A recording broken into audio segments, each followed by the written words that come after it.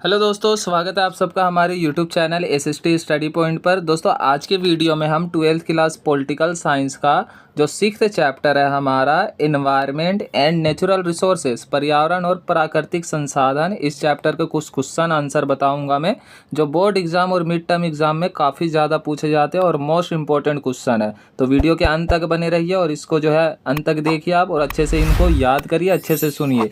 ठीक है दोस्तों, तो पहला क्वेश्चन आपको दिख रहा है, पहला क्वेश्चन है इस चैप्टर का जो मोस्ट इंपॉर्टेंट है आज के वीडियो में।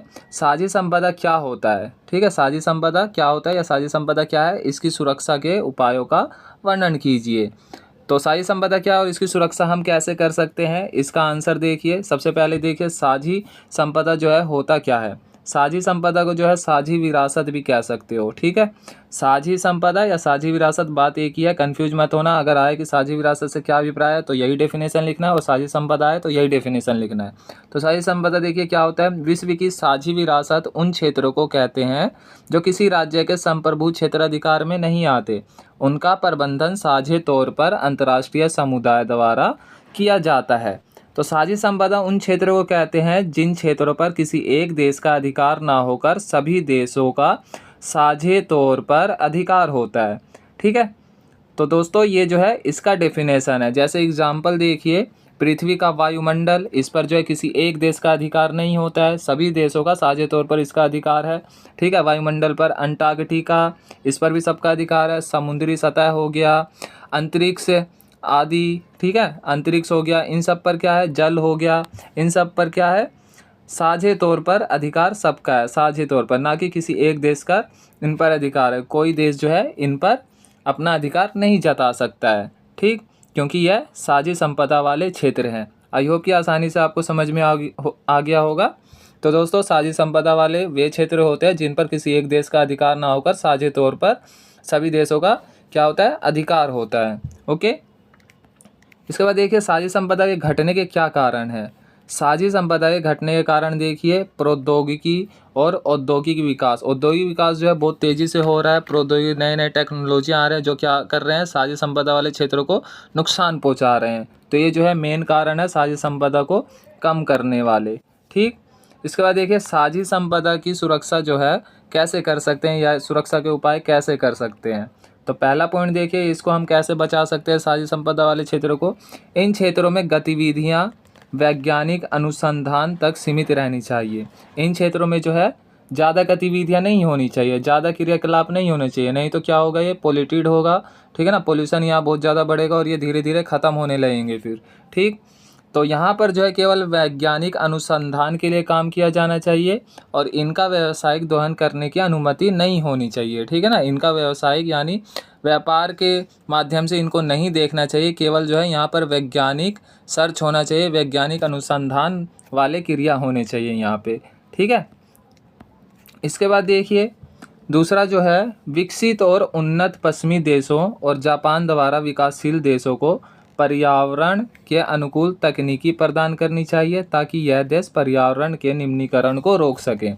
अब देखिए जो विकसित देश हैं, विकसित देशों के पास बहुत अच्छी अच्छी जो टेक्नोलॉजियाँ हैं, जिन टेक्नोलॉजी को यूज करके विकासशील देश जो हैं पर्यावरण को कम नुकसान करके जो है अपना विकास कर सकते हैं। तो ऐसे जो टेक्नोलॉजी है विकसित देशों के पास, वो जो है विकासशील देशों को टेक्नोलॉजी प्रोवाइड कराएं। ठीक है, ताकि विकासशील देश जो विकास के स्तर पर चल रहे हैं, विकास के लिए जो भी नीतियाँ अपना रहे हैं ना, तो उससे जो है नुकसान ज़्यादा ना हो, पर्यावरण को कम से कम हो। ठीक है, या साझी संपदा वाले क्षेत्रों को कम से कम नुकसान हो। अगर उन्नत टेक्नोलॉजी का उपयोग करेंगे तो क्या होगा, कम से कम नुकसान होगा। तो इसीलिए जो है ऐसे टेक्नोलॉजी जो विकसित देशों के पास है, जिनसे पर्यावरण को नुकसान ना हो और विकास भी किया जा सके देश का, तो ऐसे टेक्नोलॉजी को प्रोवाइड कराना चाहिए विकासशील देशों को। ठीक, तो जिससे हम क्या कर सकते हैं, साझी संपदा वाले क्षेत्रों को बचा सकते हैं। ठीक, इसके बाद तीसरा देखिए साझी संपदा की सुरक्षा पर अंतर्राष्ट्रीय सहयोग स्थापित करने का प्रयास करना चाहिए, क्योंकि यह एक वैश्विक समस्या है। अब साझी संपदा वाले जो क्षेत्र है, चाहे पृथ्वी का नुकसान हो या जल का या वायुमंडल का, इन सब का नुकसान हो या अंतरिक्ष का नुकसान हो, ये सब क्या है, साझी समस्या है, वैश्विक समस्या है। ठीक है ना, ये साझी संपदा है तो क्या हुआ, वैश्विक समस्या हो गया, क्योंकि इस पर सभी का अधिकार है, तो समस्याएं भी सभी के लिए ही रहेगा, ये वैश्विक समस्या है, ठीक है। तो सभी को मिलकर जो है इसका समाधान करना चाहिए। सभी लोग जो है मिलकर समाधान करेंगे तो साझी संपदा वाले क्षेत्रों का क्या होगा, बचाव होगा, ठीक। तो ये जो था साझी संपदा पर प्रश्न था और मोस्ट इम्पॉर्टेंट है ये, और काफ़ी ज़्यादा एग्जाम में पूछे जाते हैं।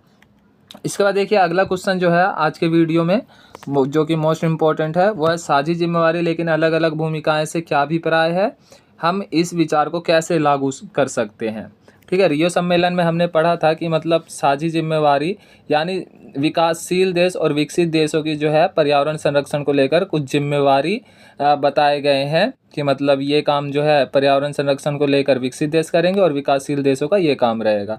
तो इसी पर ये क्वेश्चन है, तो देखिए इसका आंसर क्या है।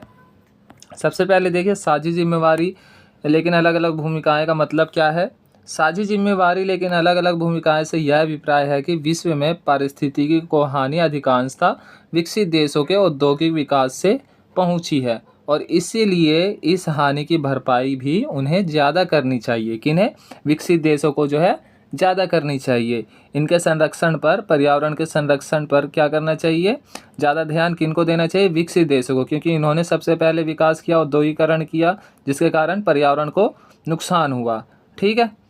विकासशील देश अभी औद्योगिकरण की प्रक्रिया से गुजर रहे हैं, इसलिए उन पर अधिक प्रतिबंध नहीं लगाने चाहिए।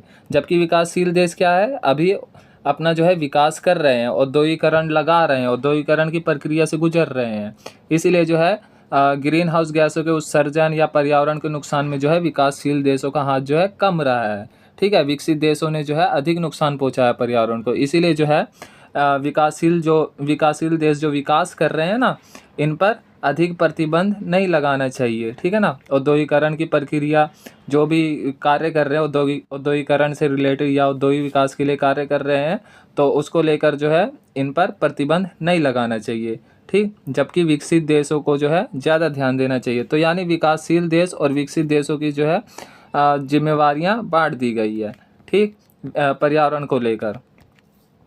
अंतर्राष्ट्रीय पर्यावरण के कानून के निर्माण, प्रयोग और व्याख्या में विकासशील देशों की विशिष्ट आवश्यकताओं का ध्यान रखा जाना चाहिए।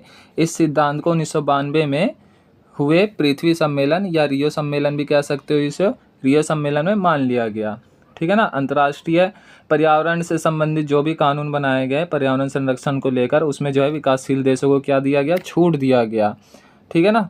विकासशील देश जो भी अपने आवश्यकता अनुसार विकास कर सकते हैं करें, और पर्यावरण संरक्षण को लेकर जो भी नियम बनाए गए वो मतलब कड़े तौर पर जो है विकासशील देशों पर नहीं लगाया गया, ठीक। क्योंकि विकासशील देश जो है अभी विकास की प्रक्रिया से गुजर रहे हैं, पर्यावरण को नुकसान में जो है विकासशील देशों का ज़्यादा हाथ नहीं है, तो इसीलिए इनको जो है अंतर्राष्ट्रीय पर्यावरण संरक्षण से रिलेटेड जो भी कानून है उनसे थोड़ा छूट दिया गया है, ठीक है। तो साझी जिम्मेवारी लेकिन अलग अलग भूमिकाओं को जो है कैसे लागू कर सकते हैं, इस सिद्धांत को जो है निम्नलिखित तरीके से लागू किया जा सकता है। पहला पॉइंट देखिए, धरती के पारिस्थितिकी तंत्र की अखंडता और गुणवत्ता की बहाली, सुरक्षा और संरक्षण के लिए विभिन्न देश विश्व बंधुत्व की भावना से आपस में सहयोग करें। अब देखिए साझी परंतु अलग अलग भूमिकाएं वाले सिद्धांत को लागू करने के लिए देखिए जो पहला पॉइंट है वो क्या है, इस सिद्धांत को कैसे लागू किया जा सकता है। सभी विश्व के जितने भी देश हैं ना, सभी को एकजुट होना चाहिए और इस समस्या पर विचार करना चाहिए, ठीक है। और इसके संरक्षण में अपनी अपनी भूमिका निभानी चाहिए। पर्यावरण या पारिस्थितिकी तंत्र की सुरक्षा के लिए जो है सभी को मिलजुल कर आपस में काम करना चाहिए, क्योंकि क्या है, ये वैश्विक समस्या है ये सब, ठीक है। पर्यावरण संबंधी जो समस्या है ये क्या है, वैश्विक समस्या है, इसीलिए सभी देशों को मिलकर इसका समाधान का प्रयास करना चाहिए। दूसरा पॉइंट देखिए, विकसित देशों के पास विपुल प्रौद्योगिकी एवं वित्तीय संसाधन होने के कारण टिकाऊ विकास के अंतर्राष्ट्रीय प्रयास में उनकी विशेष जिम्मेवारी है। अब विकसित देशों के पास क्या है कि मतलब प्रौद्योगिकी या टेक्नोलॉजी है जिसके माध्यम से मतलब आसानी से विकास कर सकते हैं, पर्यावरण को नुकसान पहुँचाए बिना। तो ऐसे टेक्नोलॉजी है जो है विकासशील देशों को भी प्रोवाइड करने चाहिए और पर्यावरण संरक्षण में जो है महत्वपूर्ण भूमिका निभानी चाहिए। और विकसित देशों की जो है अधिक जिम्मेवारी बनती है कि वो जो है टिकाऊ विकास पर बल दें, ठीक है। टिकाऊ विकास वह विकास होता है जो भावी पीढ़ी को ध्यान में रखकर किया गया हो। ऐसा विकास विकास जो है इस तरीके से किया जाए जिससे पर्यावरण को भी नुकसान ना पहुंचे और भविष्य में आने वाले पीढ़ी का भी ध्यान रखा जाए, तो उसे क्या कहते हैं, टिकाऊ विकास कहते हैं। ठीक है दोस्तों, तो विकसित देशों की अधिक जिम्मेवारी बनती है, ठीक है ना, टेक्नोलॉजी का प्रयोग करके जो है अंतर्राष्ट्रीय स्तर पर टिकाऊ विकास पर बल दें, पर्यावरण संरक्षण में अपनी महत्वपूर्ण भूमिका निभाएं।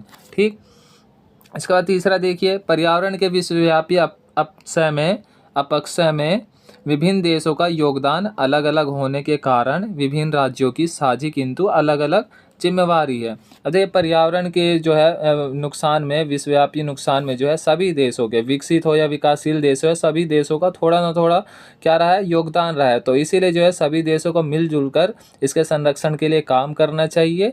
ठीक, और इसी को जो है साझी परंतु अलग अलग भूमिकाएं कहा गया है। साझी यानी सभी लोगों को मिलकर, ठीक है, अलग अलग भूमिकाएं यानी किसी ने ज़्यादा नुकसान पहुंचाया, किसी ने कम। जैसे विकसित देशों का ज़्यादा योगदान रहा है नुकसान पहुंचाने में, तो विकसित देश जो है अपना ज़्यादा योगदान दे इसके संरक्षण में।